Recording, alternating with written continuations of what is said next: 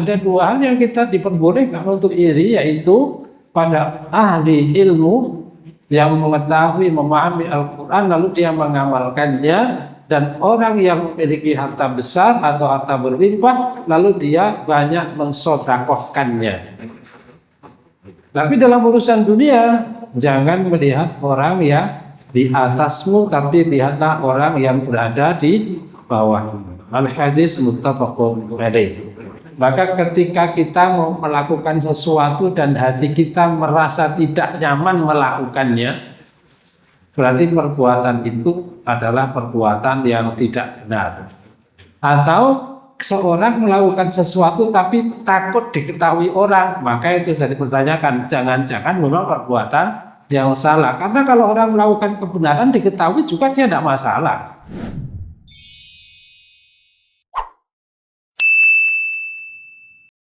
Assalamualaikum warahmatullahi wabarakatuh. Innal hamdalillah nahmaduhu wa nasta'inuhu wa nastaghfiruh wa na'udzu bihi min shururi anfusina wa sayyiati a'malina. Man yahdihillahu fala mudilla lahu wa man yudlil fala hadiya lahu. أشهد أن لا إله إلا الله وأن محمدا عبده ورسوله. اللهم صل على محمد وعلى آله وأصحابه أجمعين. أما بعد، فإن أصدق الحديث كتاب الله وخير الهدي هدي محمد صلى الله عليه وسلم، وشر الأمور محدثاتها وكل محدثة بدعة وكل بدعة ضلالة وكل ضلالة في النار. Alhamdulillah, kita kaji malam ini insyaallah beberapa hadis yang berkaitan dengan adab. Pada Bulughul Maram Kitabul Jami' bab pertama yaitu bab al-adab. Hadis-hadis tentang adab. Yang pertama adalah hadis dari Abu Hurairah radhiyallahu ta'ala anhu. Qala Rasulullah sallallahu alaihi wasallam,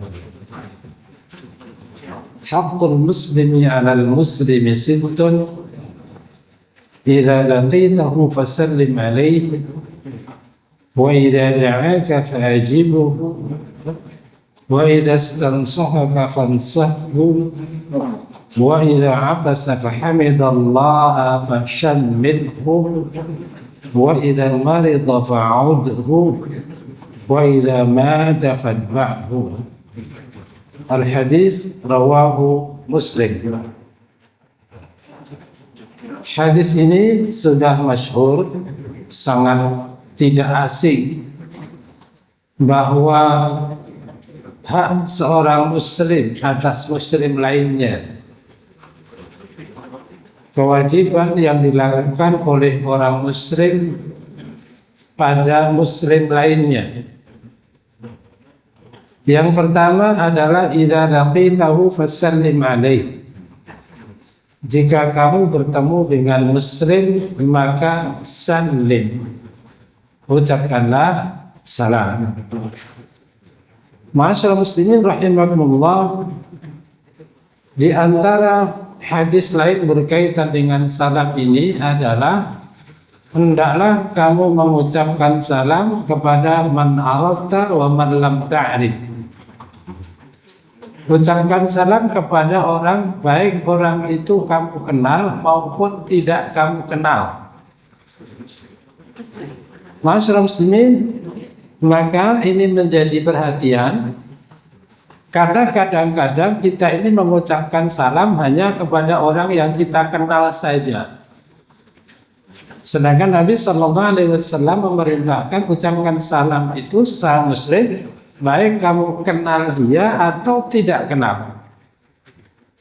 Ada riwayat yang mengatakan bahwa di antara tanda-tanda akhir zaman adalah ketika orang Islam itu mengucapkan salam hanya kepada yang dikenal saja.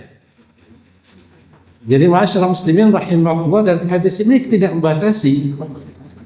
Maka ucapkan salam sesama muslim, kenal atau tidak kenal. Kemudian yang kedua, wa idza da'aka fa'ajibhu, dan jika dia mengundangmu maka hadirilah undangannya. Apalagi kalau undangan itu undangan walimah. Nabi sallallahu alaihi wasallam saya mengatakan, barang siapa yang diundang pada satu walimah kemudian dia tidak mendatangi walimah itu atau tidak mendatangi undangan itu, faqad ashabal qasim, berarti dia telah durhaka kepada nabinya Muhammad sallallahu alaihi wasallam. Jadi masyarakat muslimin rahimahullah, jika ada sesama muslim mengundang pada walimah, maka hadirilah undangan itu. Karena menghadiri undangan muslim itu hak yang harus dipenuhi atau menjadi kewajiban bagi orang yang diundang untuk mendatanginya. Tentunya jika satu memang tidak ada halangan atau tidak menyulitkan untuk hadir ke tempat undangan, atau jika memang dalam undangan itu tidak ada maksiat yang menyebabkan kita akan mengikuti atau kita terjebak pada dalam satu perbuatan dosa. Tetapi secara prinsip, ketika sesama muslim menyampaikan undangannya, fa'ajibhu, maka jawab atau datangilah undangannya. Kemudian yang ketiga, wa idza stansahaka fansahhu, jika seorang muslim meminta nasihatmu maka nasihatilah. Ini sudah kita bahas di kuliah subuh tentang ad-dinu an-nasihah, bahwa agama, inti dari ajaran agama itu nasihat. Yang disebutkan dalam hadis itu diantaranya nasihat kepada para penguasa dan nasihat kepada sesama muslim atau secara umum. Nasihat itu artinya menginginkan terjadinya kebaikan pada orang yang dinasihati. Karena di antara makna nasihat adalah khiyatoh, seperti orang menjahit. Ketika kita melihat atau ada baju yang robek, maka baju robek itu menyebabkan terbukanya aurat. Sesuatu yang ditutupi dengan baju akhirnya terbuka karena baju robek. Maka menjahit sehingga menutupi apa yang harus ditutupi itu dalam bahasa Arab juga disebut dengan nasihat. Jadi nasihat itu menginginkan kebaikan pada orang yang dinasihati. Dan dalam masalah nasihat ini yang perlu kita ingatkan, beda antara menasihati dan mempermalukan. Menasihati itu panggil dia sendirian, empat mata, dengan kalimat yang bijak, bukan di depan banyak orang, jika itu terjadi pada kasus orang tertentu. Jadi kalau ada orang melakukan kesalahan, jangan permalukan dia dengan menegur, menasihati di depan orang banyak. Panggil saja empat mata, nasihati dengan baik. Sehingga di antara kalimat Imam Syafi'i, dia mengatakan, jika engkau menasihati seorang dan mempermalukannya, maka jangan salahkan dia jika dia tidak mengikuti nasihatmu.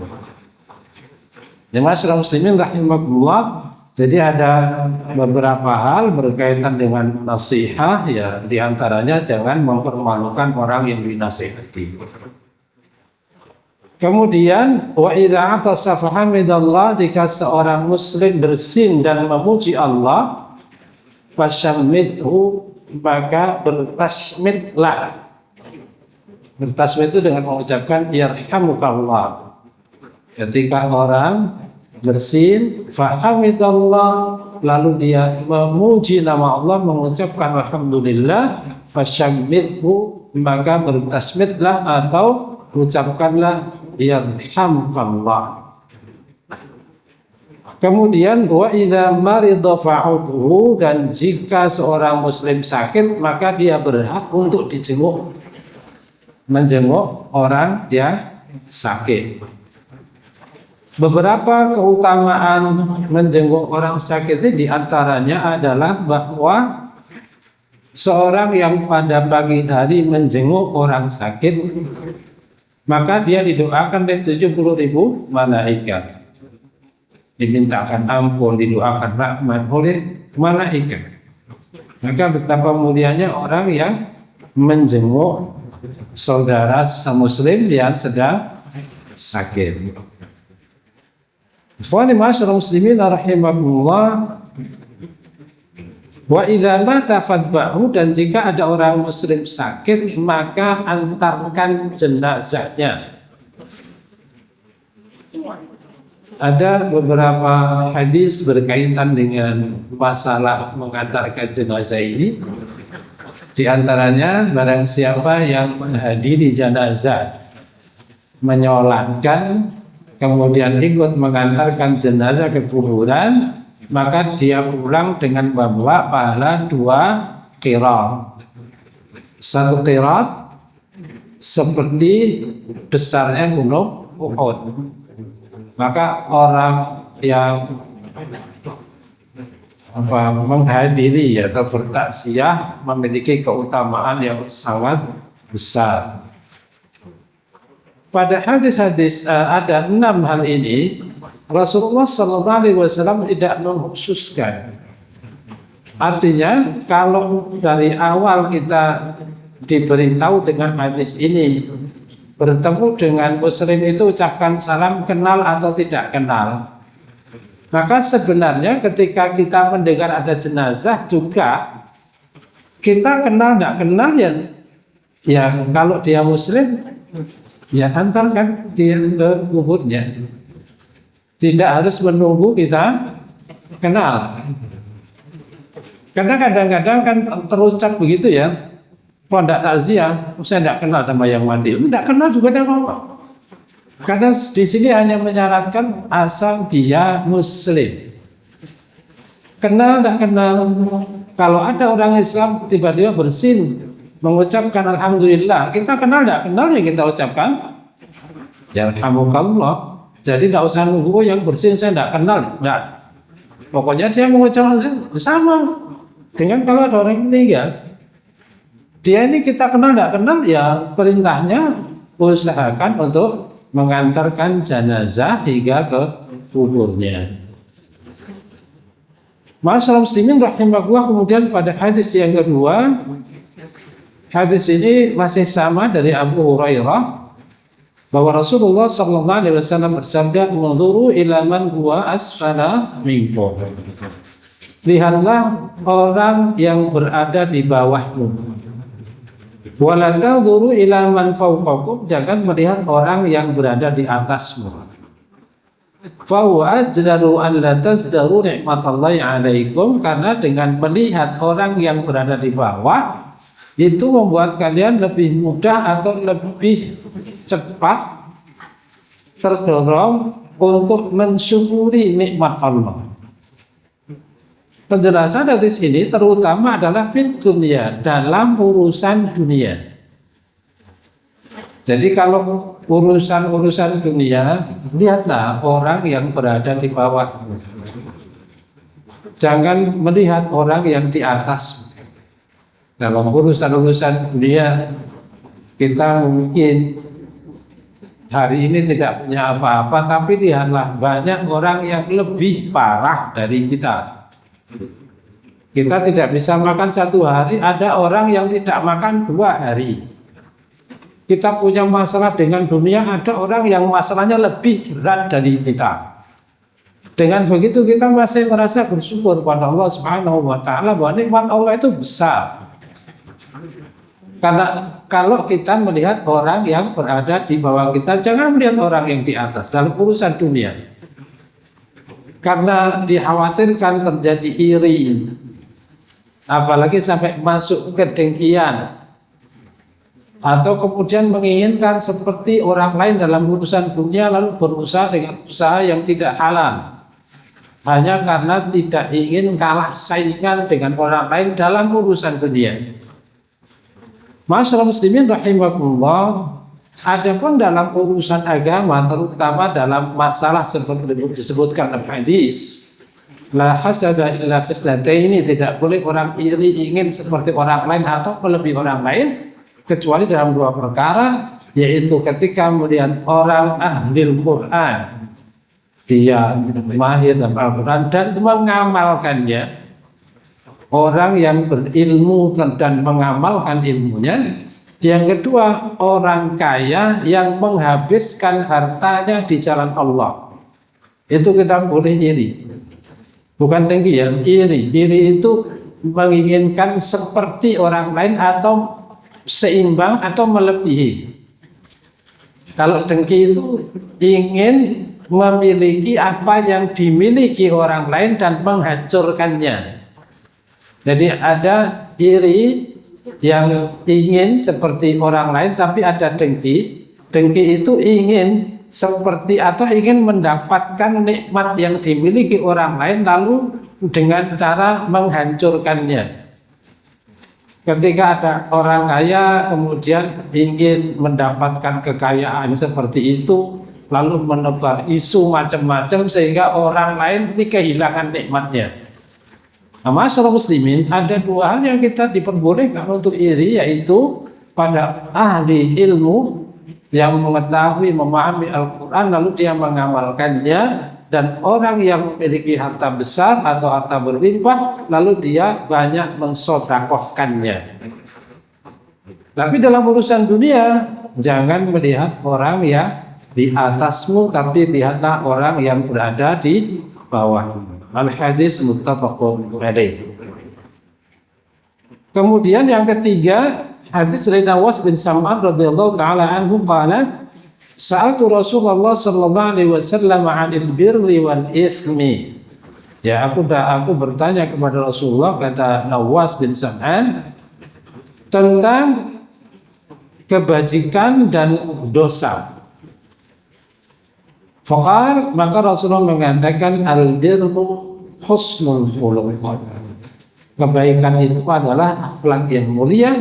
Wal ithmu, sedangkan dosa adalah ma'aka fi sadrika wa karihta ayyattari alaihin nas, apa yang menyempitkan dadamu dan kamu tidak ingin orang lain mengetahuinya.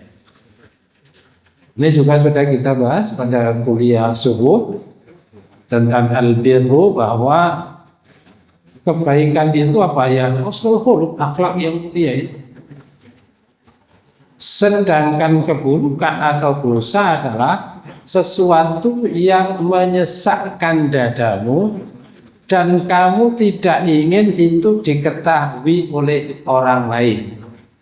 Maka banyak riwayat seperti kebaikan, kejujuran itu akan menenangkan hati, kebohongan itu akan membuat hati cemas misalnya. Maka ketika kita mau melakukan sesuatu dan hati kita merasa tidak nyaman melakukannya, berarti perbuatan itu adalah perbuatan yang tidak benar. Atau seorang melakukan sesuatu tapi takut diketahui orang, maka itu sudah dipertanyakan, jangan-jangan memang perbuatan yang salah. Karena kalau orang melakukan kebenaran diketahui juga dia tidak masalah. Kalau sudah melakukan sesuatu dan sembunyi-sembunyi atau disembunyi-sembunyikan, maka perlu kemudian bertanya, jangan-jangan ini memang perbuatan yang tidak benar. Orang kalau melakukan perbuatan tidak baik kan begitu, takut ketahuan, merasa tidak nyaman, itu perbuatan yang tidak baik. Maka kemarin di kajian kita yang lalu kan kita sampaikan, kalau ada seseorang misalnya anak buka HP, setiap ada pesan lari sembunyi, mau telepon sembunyi, mojok, takut, itu perlu ditanyakan itu ada apa. Kalau baik dia tidak akan kemana-mana. Kalau memang baik tidak perlu malu untuk diketahui oleh orang. Kalau baik tidak malu didengar oleh orang, tapi kalau sembunyi-sembunyi, dikit-dikit sembunyi, mau teleponnya sembunyi. Nah, ini Rasulullah mengatakan bahwa perbuatan dosa itu sesuatu yang menyesakkan dada dan kamu tidak ingin diketahui oleh orang lain. Adab berikutnya adalah hadis dari Ibnu Mas'ud radhiyallahu anhu, qala Rasulullah sallallahu alaihi wasallam. Ini dalam kehidupan sehari-hari ya adab ini.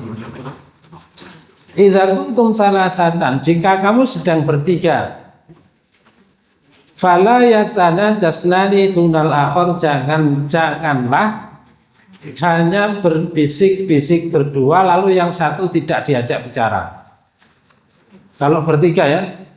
Jadi kalau sedang bertiga, jangan yang dua ini ngomong bisik-bisik lalu yang ketiga ini tidak tahu. Seperti ditinggalkan. Kenapa? Rasulullah sallallahu alaihi wasallam mengatakan kecuali kamu ini banyak orang. Misalnya ada banyak orang, kamu bisik-bisik berdua tidak apa-apa. Tapi kalau cuma bertiga, jangan bisik-bisik berdua. Karena min ajli anna dzalika yuhzinuhu, karena jika kamu lakukan itu akan membuat orang ketiga menjadi susah. Dia tidak enak. Ini orang bertiga kok tiba-tiba yang dua klesik-klesik bahasa Jawanya itu ya. Bisik-bisik. Yang satu ditinggalkan. Maka ini akan membuat orang ketiga ini menjadi tidak enak. Dia menjadi susah, menjadi sedih. Jadi ini adab sangat penting karena kadang-kadang terjadi orang bertiga kemudian yang dua ngomong sendiri, yang ketiga ditinggalkan. Itu tidak dibenarkan dalam ajaran adab al-Islami. Kemudian masyarakat muslimin rahimakumullah, dan juga hadis dari Umar radhiyallahu taala, Ibnu Umar radhiyallahu taala anhuma, qala Rasulullah sallallahu alaihi wasallam la yuqimur rajula min majlisihi thumma yajlisu fihi walakin tafassahu wa tawassau. Janganlah seseorang, ini kalau ada orang duduk ya, misalnya banyak dulu, janganlah ada orang datang lalu menyuruh orang berdiri lalu di tempat duduknya. Janganlah kalian menyuruh orang untuk berdiri lalu kamu jadikan tempat itu menjadi tempat dudukmu. Tapi apa? Tafassahu wa tawassau. Kalau mau duduk ya sudah geser-geser saja sehingga masing-masing memiliki tempat duduknya meskipun mungkin agak sempit. Jangan kemudian ada orang sudah duduk enak suruh berdiri lalu kalian tempati tempat duduknya. Kalau mau duduk situ gimana? Geser. Biar sama-sama mendapatkan tempat duduk. Tafassahu wa tawassau, ya, luaskan. Ikhwani ma'asyiral muslimin rahimakumullah. Dan hadis berikutnya masih berkaitan dengan adab sehari-hari. Idza akala ahadukum ta'ama, jika salah seorang dari kalian memakan makanan, fala yamsah yadahu, jangan tergesa-gesa membersihkan tangannya. Jadi ini kalau makan pakai apa ya? Ini apa bahasanya? Mulut. Nah, enggak pakai sendok. Ini bahasa ini tangan. Jika salah seorang dari kalian makan makanan, maka jangan mengusap, jangan membersihkan tangan ini hatta yal'aqaha aw yul'iqaha, sampai dia ini Pak. Dia bakar itu Pak. Jadi ini ada sisa, mungkin ada kan? Tapi sampai bersih gitu. Orang bilang, Islam ini kok jorok. Enggak, emang begitu. Jadi kalau makan pakai ini, kan kadang masih ada itu sisa-sisa ini di sini, sisa makanan itu.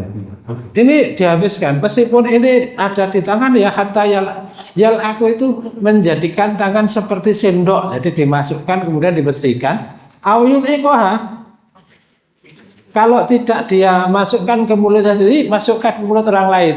Ya mungkin maksudnya keluarganya.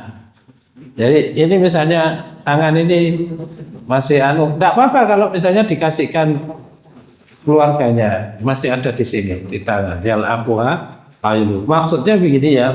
Jadi jangan ada sesuatu yang terbuang sia-sia. Makanan ini mahal. Dan kita tidak tahu di antara dalam sepiring yang kita makan itu kalau misalnya nasi, ada berapa butir beras atau berapa butir nasi di situ. Di antara sekian ratus butir itu yang berbarokah butir yang mana kita tidak tahu. Jangan-jangan yang kita buang itu yang seharusnya berbarokah tapi tidak masuk ke dalam perut kita, malah kita buang. Kita tidak tahu. Maka habiskan makanan itu. Kalau kita makan satu piring, di antara makan dalam piring itu yang berbarokah yang mana? Satu butir bisa jadi 2 butir, 3 butir. Maka jangan sampai kemudian ada yang terbuang, padahal yang terbuang itu sesuatu yang berbarokah. Jadi dihabiskan. Bahkan ketika masih ada sisa di jari, dihabiskan. Bukan dijilat ya. Entah apalah itu, tapi dijadikan seperti sendok ya, sehingga menjadi bersih. Tidak ada yang tersisa dari makanan yang disuguhkan kepada kita. Ini adab dalam makanan. Mungkin orang mengatakan kok gitu, ya memang begitu. Dan memang di sini berbicara karena makanan itu kalau kita baca hadis-hadis memang pakai langsung ya, pakai tangan. Muluk ya bahasa Jawa, tidak tahu bahasa Maduranya gitu. Ya beginilah pokoknya ya. Dan itu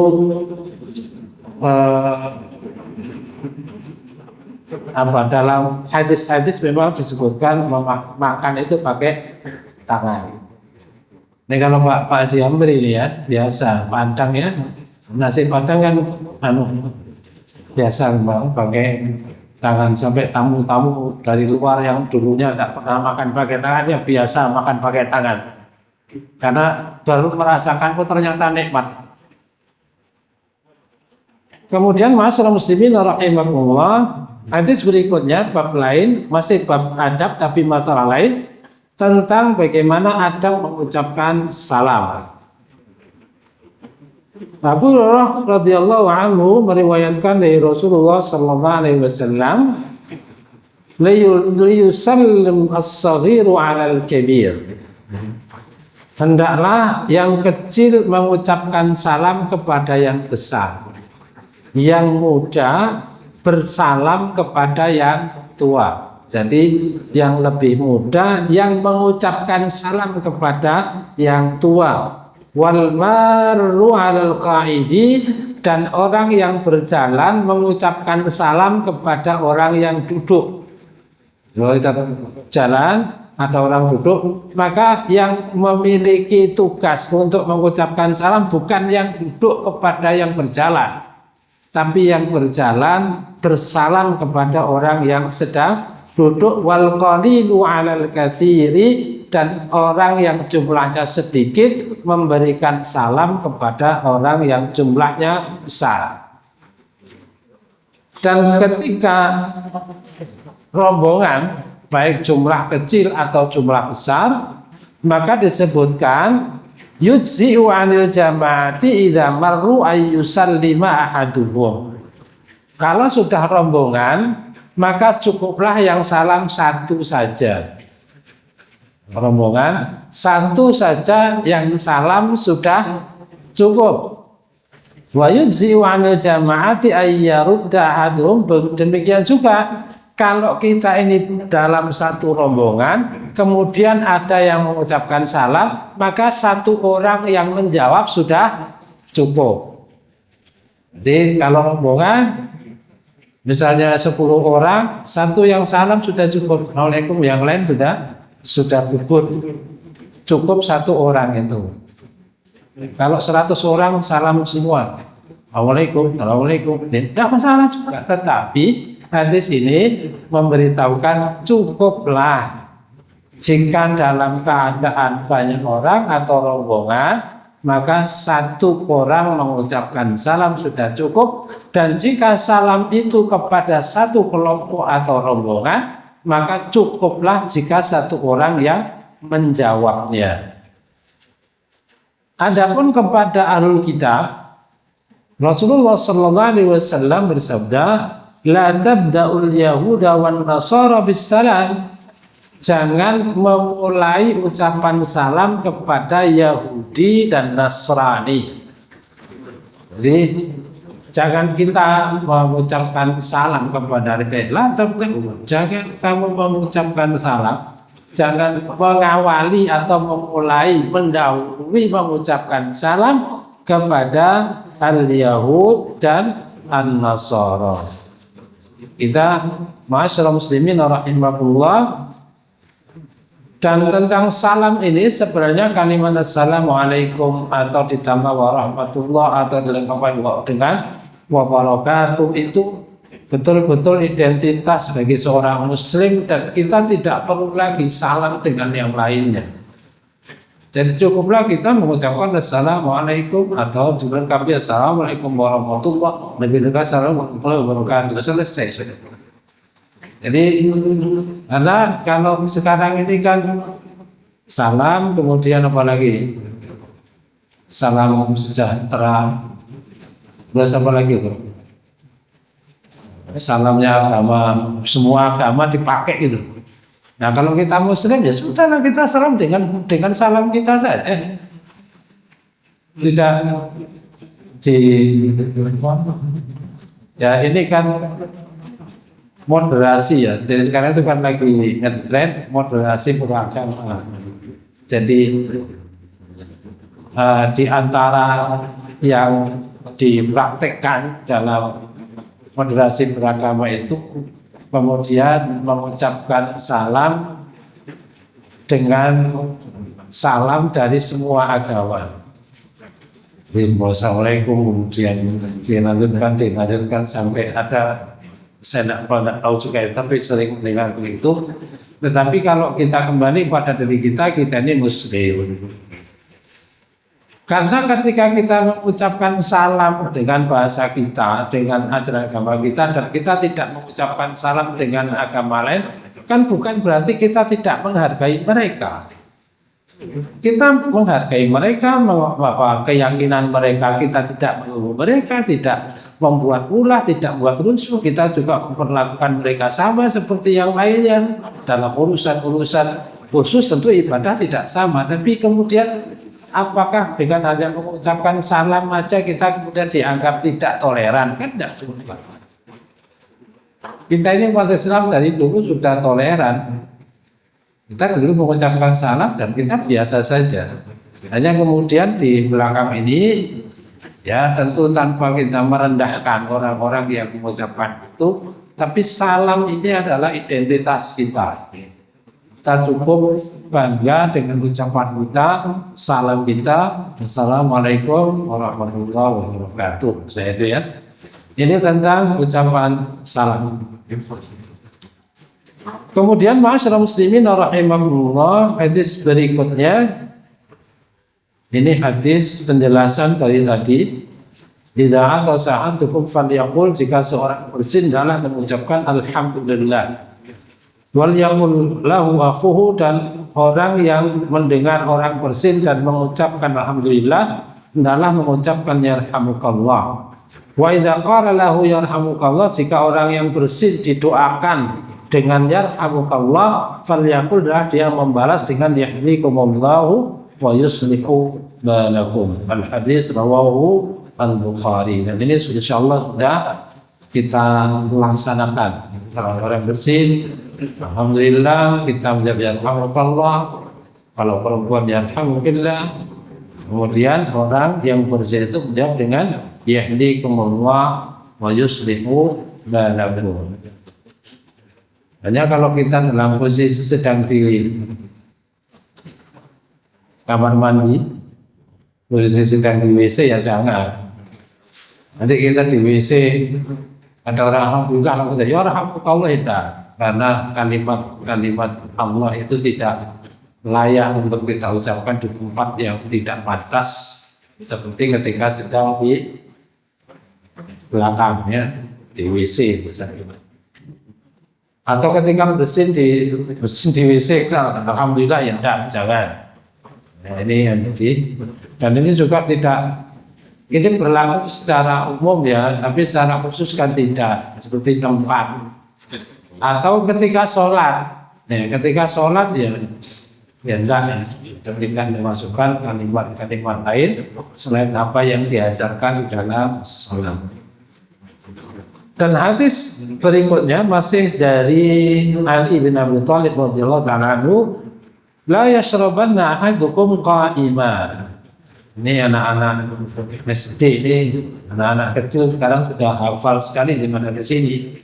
Jangan minum sambil berdiri. Kalau yang pernah belajar bahasa Arab, larangannya ini larangan keras. La yashrabanna, jangan sekali-kali. Jadi larangannya bukan larangan, tapi larangan keras untuk minum sambil berdiri. Jadi itu larangannya larangan keras. Jadi bayangkan ya, minum dalam kondisi duduk. Jangan sekali-kali minum sambil berdiri. Ada yang menanyakan bagaimana kalau makan, sama saja, apalagi makan. Kadang-kadang kita juga berada di situasi sulit ya. Ada acara namanya standing party, makan jalan. Kita diundang, ada makanan, tapi memang tidak disediakan tempat duduk, repot itu. Padahal hadisnya jelas, jangan minum sambil berdiri, termasuk makan. Ya kalau ya carilah tempat supaya tidak sambil berdiri. Amalkan hadis ini. Jadi ada undangan-undangan yang begitu ya. Jadi tidak tahu standing party itu niru siapa itu. Ada istilah makan jalan. Diundang makan, ada makan dan tidak sediakan tempat duduk. Akhirnya orang makan di mana-mana makan kita berdiri. Padahal hadisnya kalau kita mengkaji atau kembali pada jalan Nabi itu tidak boleh. Larangannya bukan larangan ringan, tapi jangan sekali-kali minum sambil berdiri. Alhamdulillah di hari terakhir ini anak-anak kita ini sudah diajari hadis ini dalam adab, sehingga anak-anak sering menegur orang tuanya. Kalau saya berdiri, anaknya yang protes, tidak boleh. Memang betul, jangan minum sambil berdiri. Kemudian masyarakat muslimin rahimahullah, ada hadis yang lain, masalah yang lainnya adalah hadis masih dari Ali. Rasulullah mengatakan, idzan ta'ala ahadukum falyabda' bil yamini. Jika memakai sandal atau sepatu, mulailah dengan yang kanan. Wa idza naza'a falyabda' bis shimal. Kalau lepaslah dari yang kiri. Ini kan sederhana ya. Tapi ini harus diperhatikan. Pakai mulai yang kanan. Kalau melepas yang kiri. Biasanya kalau pakai dengan yang kanan itu semua orang ingat, pas melepasnya itu kadang-kadang enggak. Terus pokoknya dilepas. Apalagi tergesa-gesa. Tapi ajarannya, kalau kita ikuti adab yang diajarkan Nabi adalah pakailah dengan yang kanan, lepaskan dari yang kiri. Wal takunil yumna awwalu ma tun'alu, adalah bagian kanan itu menjadi pertama ketika memakai, wa akhiru ma tunza'u, dan yang terakhir ketika melepas. Kalau memakai kanan itu duluan, kalau melepas kanan itu terakhir. Di kanan, kiri, kalau melepas kiri, kanan. Jadi kanan itu pertama dipakai, tetapi kita akan melepas dia di bagian belakang. Termasuk hadis layam syahadukum fi na'lin wahidah, jangan pakai sandal hanya satu. Jarang terjadi itu.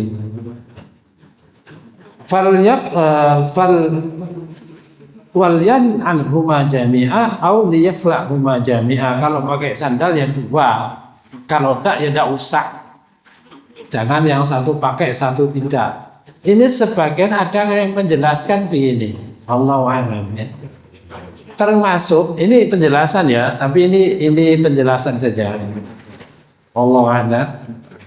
Termasuk dianggap memakai satu sandal itu jika kanan kirinya tidak sama. Ya, yang kanan hitam, yang kiri warna lain. Itu seakan hanya pakai satu. Apalagi kalau yang dipakai kanan semua, pakai kiri semua. Ya kalau mau pakai, kalau enggak gitu. Islam itu mengajarkan sesuatu yang bagus, dilihat juga enak, gitu kan. Jadi kalau memang sandalnya sudah, sandal ya sudah yang pas itu loh. Kanan, kiri, warna. Tapi memang pernah ya, kalau tidak salah pernah ada sandal memang diciptakan dalam warna yang beda. Itu memang itu dari sananya ya. Sandal apa namanya itu? Sandal selingkuh itu. Yang kanan sama kiri memang beda. Ya kalau kita kembali ya enggak, ya jangan itu. Yang sama saja. Ini sederhana hari-hari, tapi ini betul-betul akan memperbagus kita karena adab ini kalau kita pakai, ya, adab itu kan menjadi penghias ya. Orang berhias dengan adabnya. Orang itu kan tidak hanya berhias dengan pakaiannya, tapi dia berhias dengan adabnya. Sampai ada kalimat mengatakan idza lam yajnas minal luhmi irduhu fa kullu rida'in yartadihi jamil. Jika seseorang memang tidak ada cacat dalam adabnya, pakaian apapun yang dipakai tetap bagus. Orang itu kalau baik, dia mau pakai pakaian yang mahal atau pakaian yang murah, tetap dia itu orang baik, tetap bagus. Nanti yang paling penting adab. Maka sebagian mengatakan al-adabu qabla al-ilmi, adab itu sebelum ilmu. Jadi adab itu lebih diutamakan. Sederhana adabnya. Tapi kalau kita pakai, maka itulah yang menghiasi kita melebihi hiasan-hiasan seperti baju atau hiasan yang seperti ini. Adab itu lebih bisa menghiasi manusia. Dan ma'asyiral muslimin rahimakumullah, idza akala ahadukum falyakul bi yaminihi wa idza syariba falyashrab bi yaminihi. Jika kalian makan, maka makanlah dengan tangan kanan, dan jika minum juga minumlah dengan tangan kanan. Fa inna syaitana ya'kulu bisimali, sesungguhnya syaitan itu makan dengan tangan kirinya, wa yashrabu bisimali, dan minum juga dengan tangan kirinya. Ini hal-hal yang memang diajarkan secara adab. Kadang kita juga tidak mengerti sebabnya. Kalau hadis ini menyebabkan menjelaskan sebabnya, syaitan itu begitu. Syaitan itu makan dengan kiri, minum dengan kiri. Maka jangan seperti syaitan. Tapi kalau di sisi lain, sebenarnya makan dengan tangan kanan, tangan kiri itu membedakan rasa apa enggak? Enggak juga.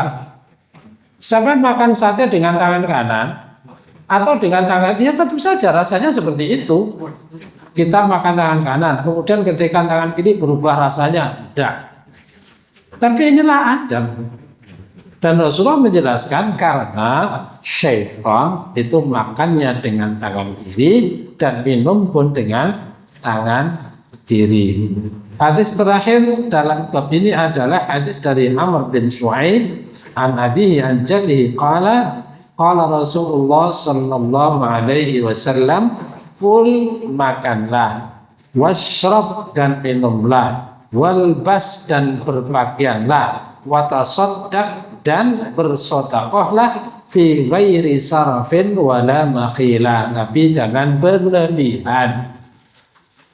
Dan tidak dilakukan dengan membanggakan diri.